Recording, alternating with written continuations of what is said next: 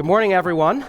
Before I begin, I thought, given the last talk, I would just give a couple of shout-outs to my pal, John Martinez. First, I'd like to publicly thank John and the entire Google team for driving so much traffic to the IBM Q Cloud after the announcement. It's amazing how many people want to actually get their hands using real quantum computers. And the other, I'd just like to remind the audience that, in fact, IBM does know a thing or two about building supercomputers and using them. We actually designed, built, qualified, and installed the Summit supercomputer for Oak Ridge Lab. So we know a few things about using disk space and main memory and all of that good stuff. So let me get started. I'd like to tell you about a few things that we're doing at IBM. I'll start with an update on some of our progress advancing the technology. Now, we see this very much as building the building blocks of practical quantum computation. And there's really two principles behind what we seek to do in the quantum program at IBM. The first, of course, is to advance the science and the engineering, build systems of increasing capability. The second is extremely important and is the primary focus of my talk today. And that is to make that technology available to the world in a way that they want to consume it, in a way that's useful for advancing the science, and in a way that is supported and reliable and stable, such that we create a platform to advance the research. Now, this is a really fun place to start.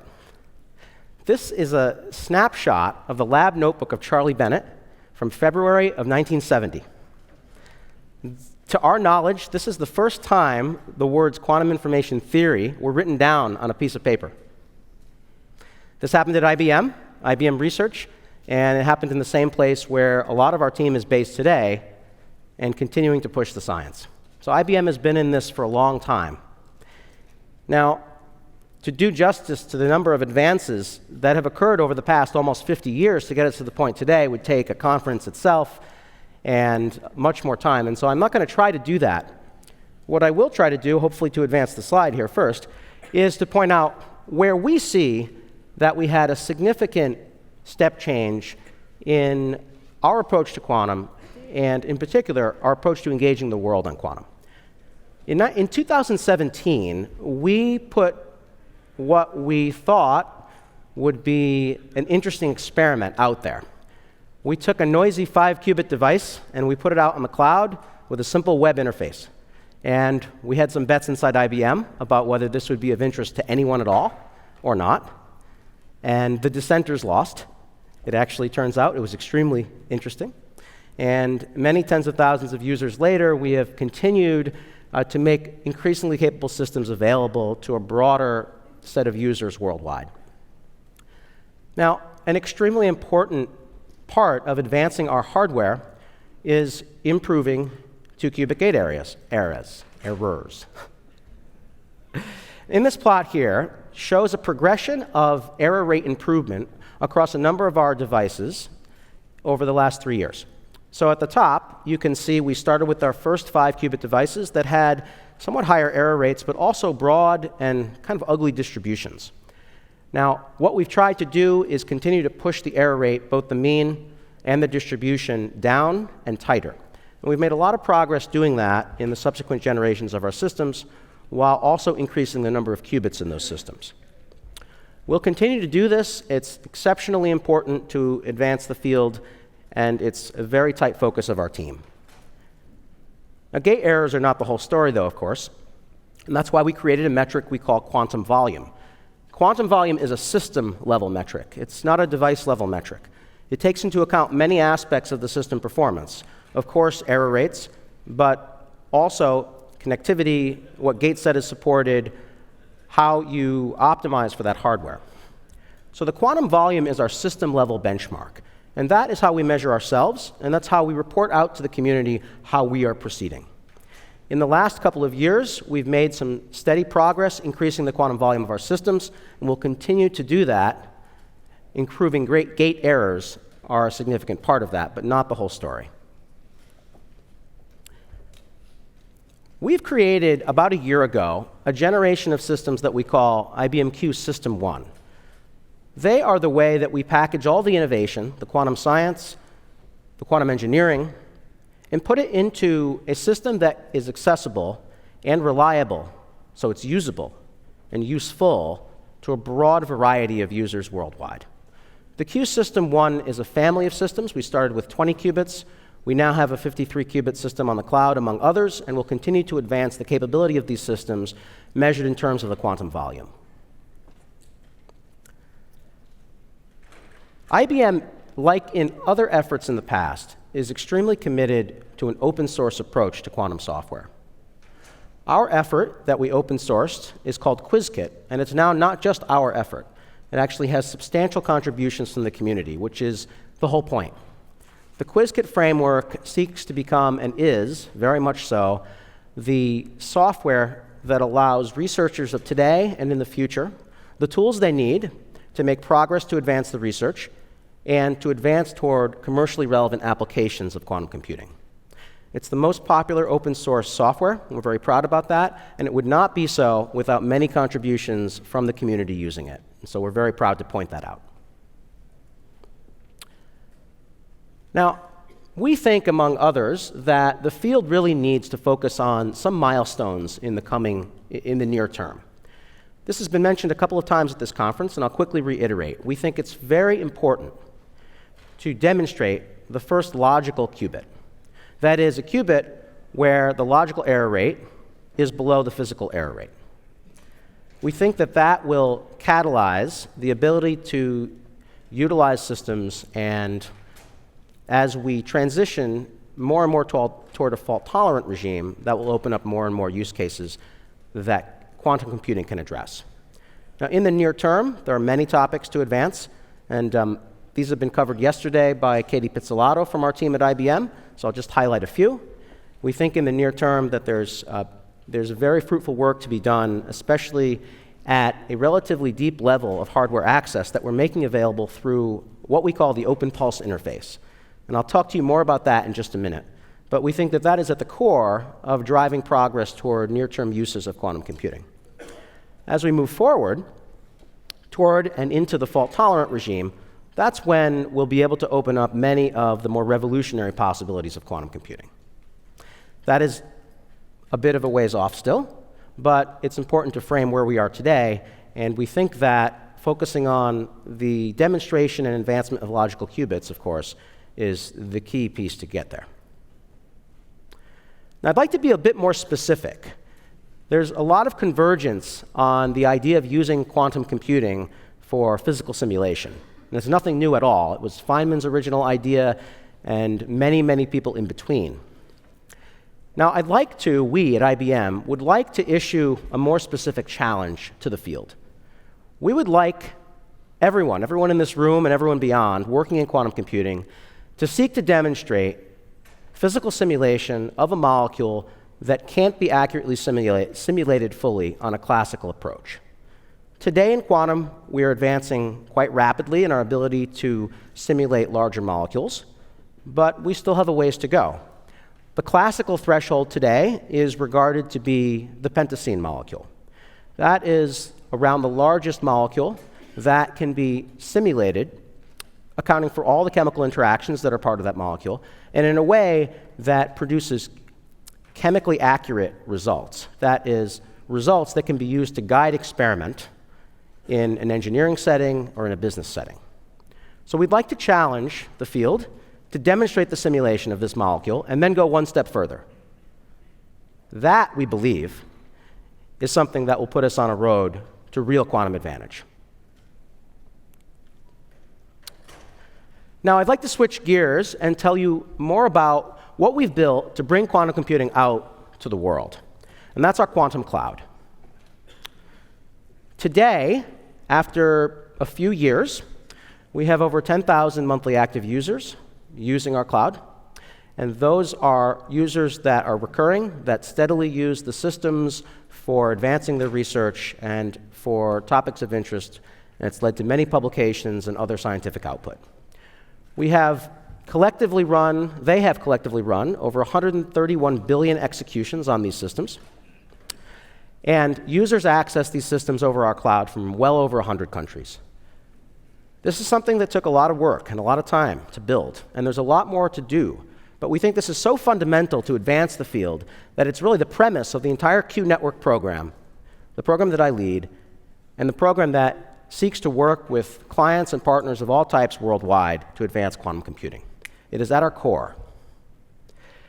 To support this cloud, we've built the first quantum data center at IBM.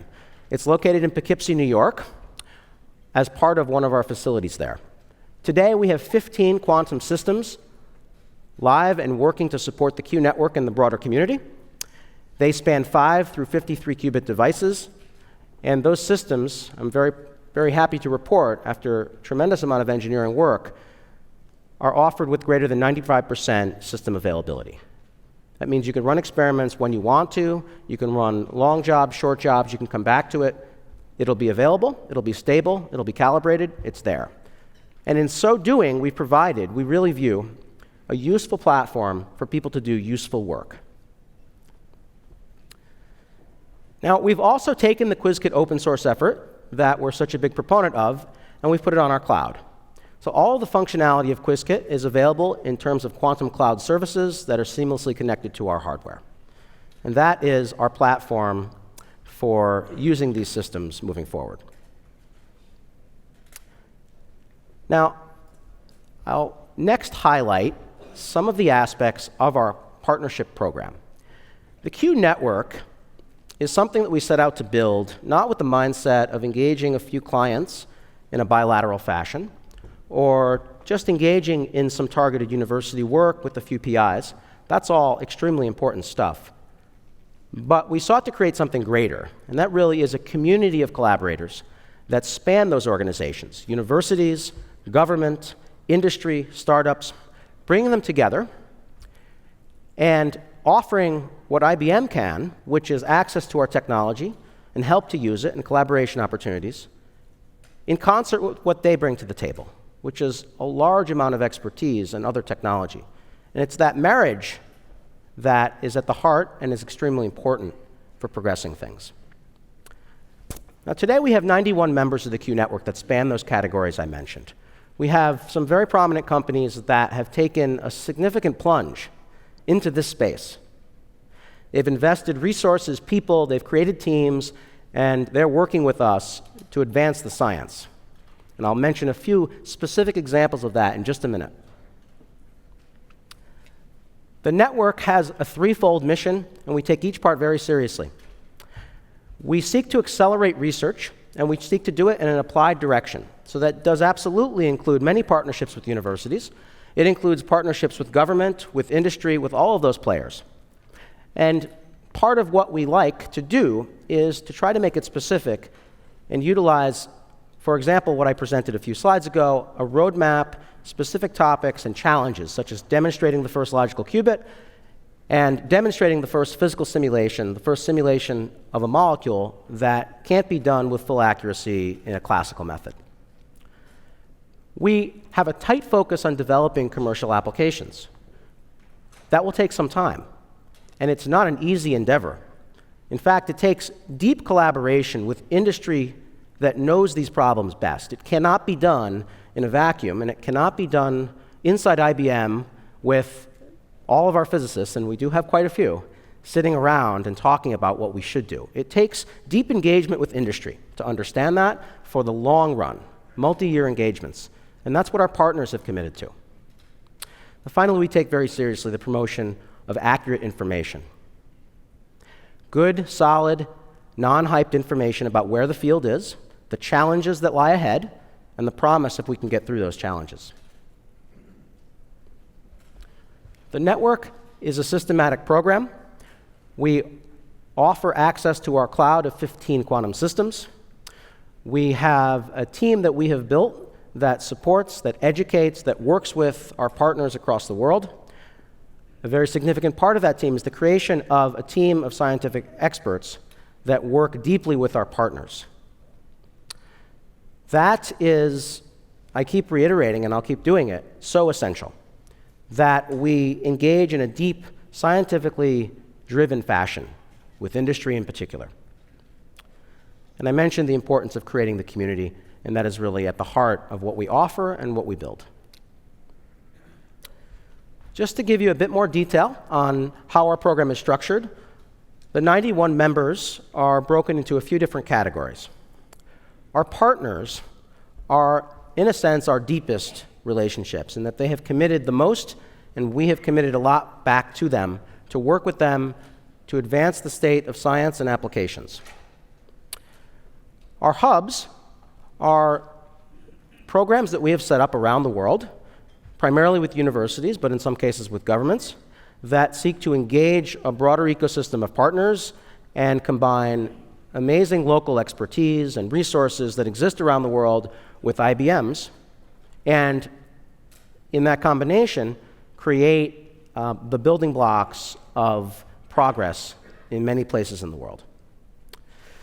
We have members of these hubs, which are growing all the time, and we have a very robust and very vibrant community of startups, and I'll also highlight some of the work that we're doing with startups. And finally, we have a broad set of academic partnerships.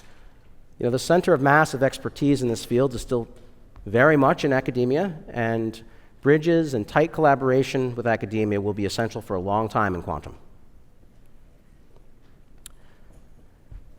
A few updates. So today we'd like to welcome our newest member, Stanford, to the Q Network. So we're very, very excited about the program we've started with them. That will span academic research topics with our team, as well as topics in teaching, so to advance the state of curricula in quantum, to seek to build a training program to seek to create the future workforce of quantum computing. I'll also highlight some of the other recent additions this fall to the network, including Goldman Sachs and Wells Fargo and many others. Some of you are here today.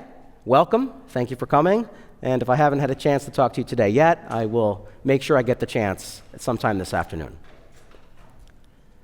I want to highlight another very important announcement that we are making today.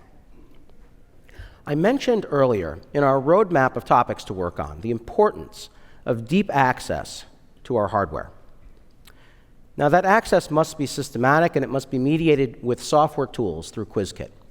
We've created OpenPulse, which is that standard, that API that allows access to our systems, or any system that runs within the QuizKit framework, at this deep level, the level that's so important to advance the state of algorithmic research, of error mitigation, and to push toward error correction.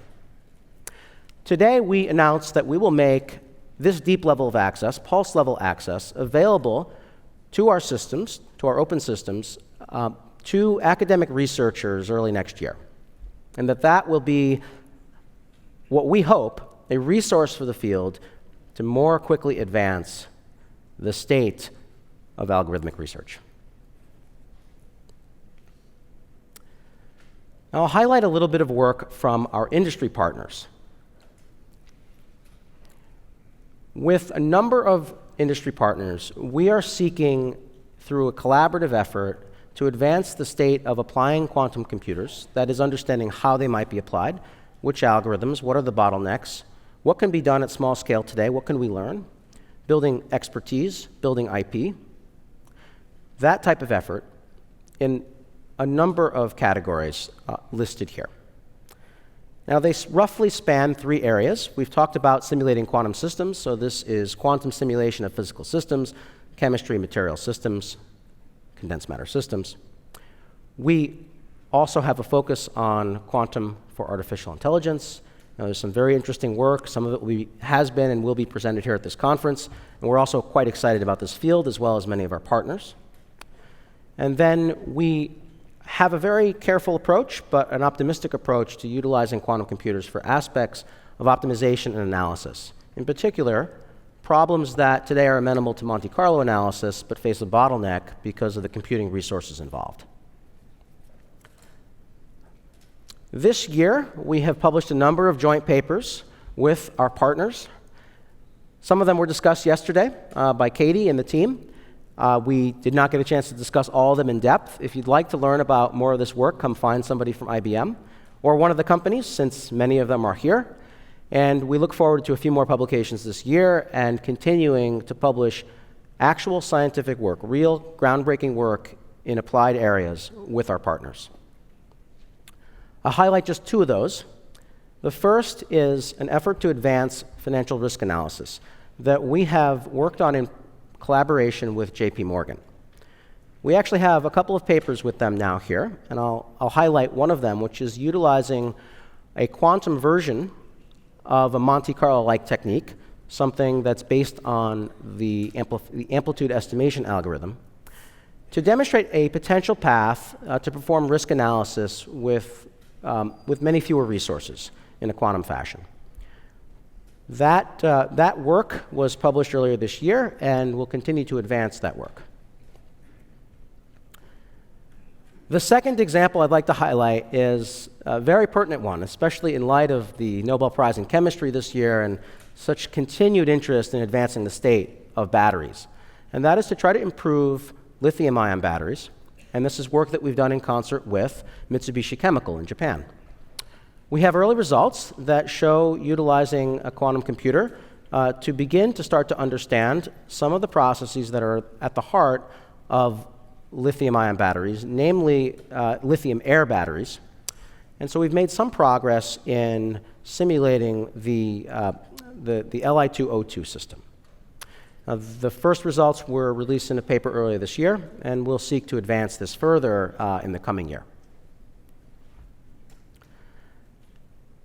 I'll switch gears now and talk about one other aspect of our program before I close and hopefully have a few minutes for questions. And that is a very important aspect, and that is how we work with the many vibrant and excellent startups that are out there in the field today in quantum computing.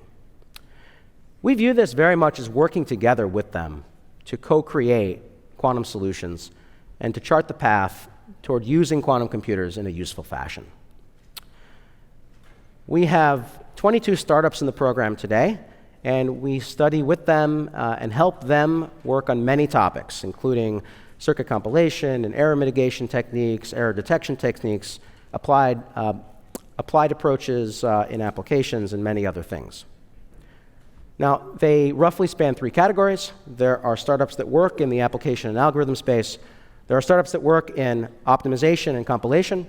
And, of course, there are startups in the hardware space, and I'll highlight some of our first work with a hardware startup here. The way to think of what we seek to do is the following. We have open source and are committed to the QuizKit ecosystem. We help others leverage the significant investment and the effort of IBM and the community to build that ecosystem, that software, and work with startups to build into it and to use its features to their advantage. Now, we have worked with a number of startups to do this, some of them listed here. At the application and algorithm level, we have worked with a number including QC Ware, of course, as well as Zapata, Xanadu, and many others, and I'll highlight a little bit of that work in just a minute. We've also worked at a slightly deeper level with Cambridge Quantum Computing, including with their compiler, with Q-Control, Quantum Benchmark, and others. And we've also, earlier this year, announced that we've integrated QuizKit with a trapped ion backend from the startup Alpine Quantum Technologies, and I'll show some data run both on an IBM system as well as Alpine Quantum Technologies system. Now, this is a snapshot of some work in progress by Rob Parrish at QC Ware, which seeks to use their particular flavor of VQE, which they developed, to try to simulate large molecules, to try to simplify to some extent the many states in these molecules, but still extract some advantage using a VQE-type approach in a quantum computer. We've started to run this on several of the IBM Q systems. We have initial results. Initial results suggest a pretty good match to simulation at small scale. And so in the coming months, we'll seek to support QC Ware to continue to advance this work, ideally publish it, and I expect, although I don't know all their plans, to offer this work in some fashion to their clients. We have also worked with Zapata to try out an algorithm that they published on earlier this year. Now, it's an interesting algorithm that seeks to try to create an approximate approach to quantum factoring, also using a variational technique. Now, this is also work in progress. We have started to work with them and run their algorithm, which combines some classical techniques for preprocessing with the variational approach on a quantum system to factor numbers. Now, it's an open question what advantage this has, but we have made some good progress and demonstrated running of this algorithm on numbers as you can see here. And so we'll seek to continue to work with Zapata on this, and I imagine that you'll see more of this in the future too from them. We have also worked with Cambridge Quantum Computing. They have a great team and have put together a really excellent compiler that they call TCAT. And so we've integrated that with Qiskit, and we've run that now on several of the IBM Q systems. And we see that their noise-aware approach to compilation actually provides some benefit. And so we'll also seek to publish on some of that work in the future. We did have a blog about it a couple months ago, but we'll continue to work with CQC on this because it's a very promising area. Now, finally, I wanted to highlight something a little bit different and a little bit new. This is the integration of Qiskit, or at least the extension of Qiskit, to work with a trapped ion hardware backend. Now, this is work we have done with Alpine Quantum Technologies, and it's actually in concept fairly simple. We have Qiskit, which is an open source framework for quantum computing, which we seek to make useful for the broadest variety of people and organizations and uses. And we've simply connected it to their trapped ion backend. Now, it took a little bit of work, but not as much as you might think, actually. Building the extension was relatively straightforward. Now, there's some work to do to optimize the gate set that runs on trapped ion systems, as well as at the compiler level, and we will seek to do that. But it's actually a nice snapshot of how straightforward it is to use Qiskit to extend not just outward toward different applications or involving different ways to optimize running of algorithms, but also to different hardware backends. Now, there's an interesting backstory to this, which I'll leave off with. That work with Alpine Quantum Technologies actually began, in a very Alpine fashion, on a mountaintop in Switzerland. IBM has started to hold what we call Qiskit camps at some very interesting places, at least we think, in the world. In Japan, in South Africa, actually starting in a few days, and recently this fall in Switzerland at the top of the mountain here. Now, this is a great place to learn Qiskit, to make friends, but to do some real work, actually. So that extension to build into Qiskit, to get Qiskit to work with the Alpine Quantum Technologies trapped ion backend, it started here. People getting together, learning about Qiskit, and thinking about what they can do with it. So in addition to all of that great stuff in advancing the science, we think that this is also the start of how we can build businesses with Qiskit. And so with that in mind, I just want to leave off the very simple message. Join us. And I don't just mean IBM, I mean the field. You're here because you're interested in quantum computing. Many of you are deeply involved already, some of you are not. Don't stand on the sidelines. Get involved. The field is moving quickly. There's great opportunity in the future. There's much to learn. There's much value to create today. So get involved.